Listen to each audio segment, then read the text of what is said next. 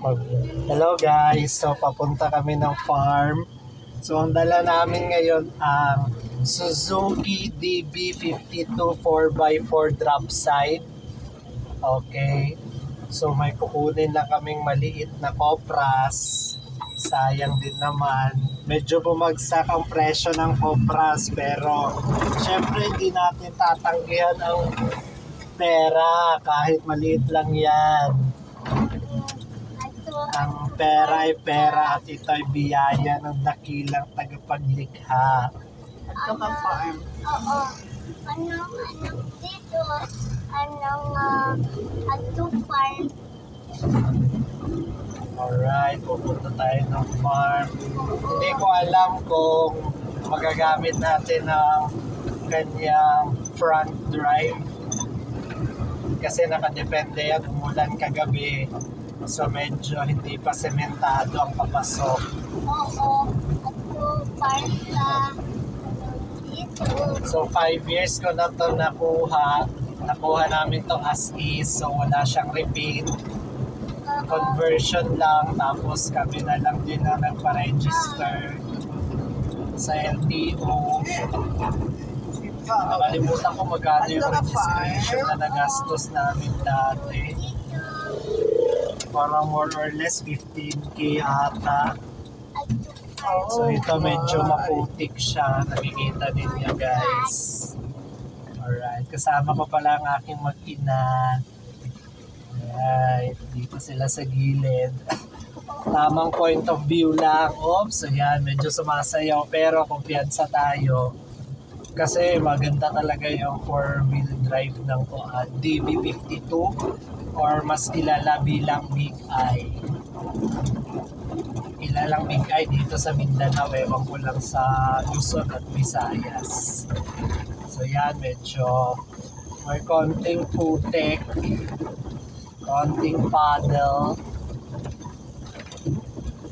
pero hindi yan aayawan ng DB52 Big Eye. So, okay naman siya, chill lang. Alright. Mayroon na pa ng mag-roll dyan. Medyo marami na rin mga settlers dito sa paloob ng farm. So maganda rin siya. At least magkakaroon na ng connection ng kuryente at tubig. Yan, medyo uphill.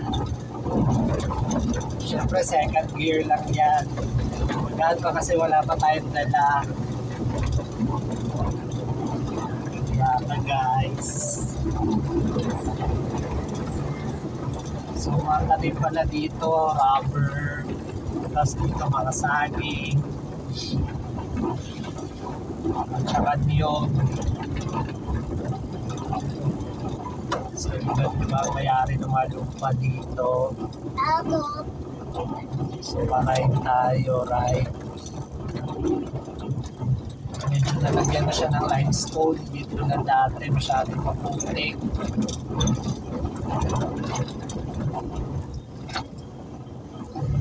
So base naman sa gas consumption, more or less 13 to 15 kilometers per liter ang consumption nito.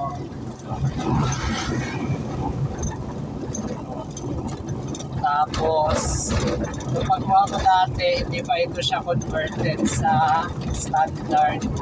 So, naka-direct fan siya.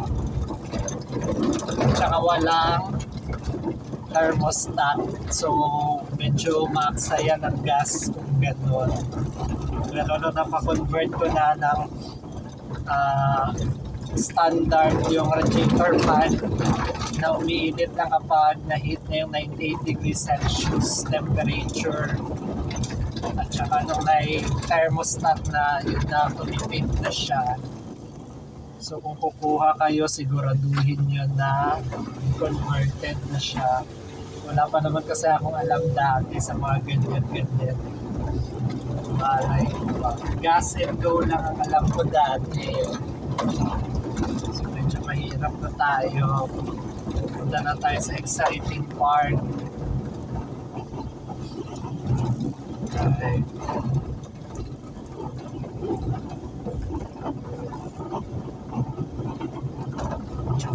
mababa, may mataas. So may nakatira pala dito sa loob. Dito nagpasok yung clip. Yeah, Yung motor. dito. Ay, doon sa kabila. Akala ko may nakatira dito. Kasi medyo mas tipad pa dito. Pero kailangan natin may picture. Ay. Ay, nagkokra. Dito ka lang sa mga pick-up. May dami lang. Madali naman kami. Mga papa. Standard na. So, papasok na tayo dito. Dito na yung sinasabi ko yung sighting part. Medyo maliit ang daan at medyo putik.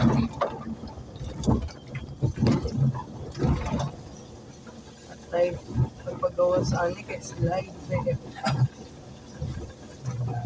At Ayan. madala.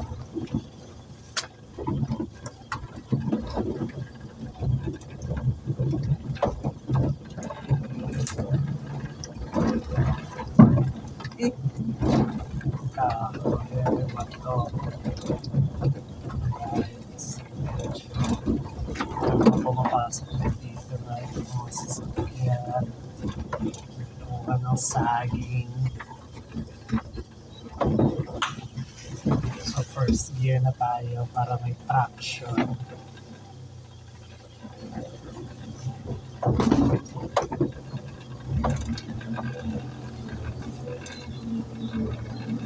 May hilay lang sa first gear. Hindi mag-slide. Ayan. Hindi na kailangan ng four-wheel drive. Hahanapin muna namin ang Copras.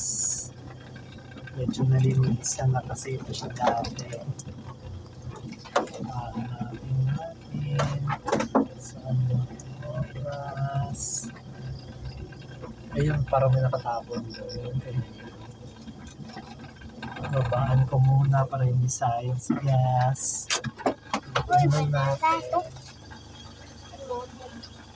Mama, mm, banana to. very good. Very good si Papo. Uy, papa, tatal. Hanap siya ng Copras. Kupwas. Yep.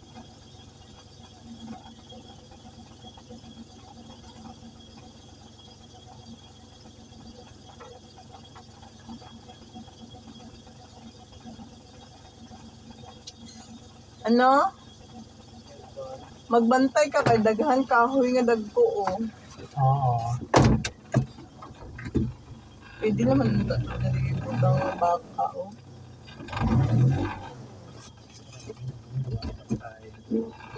Nag-slide tayo.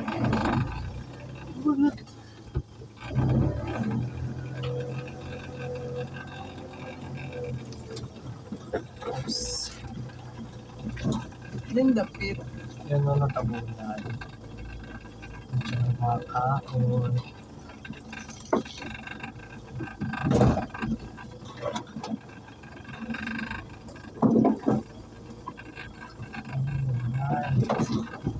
Ay nagdagpo siya di kayo no.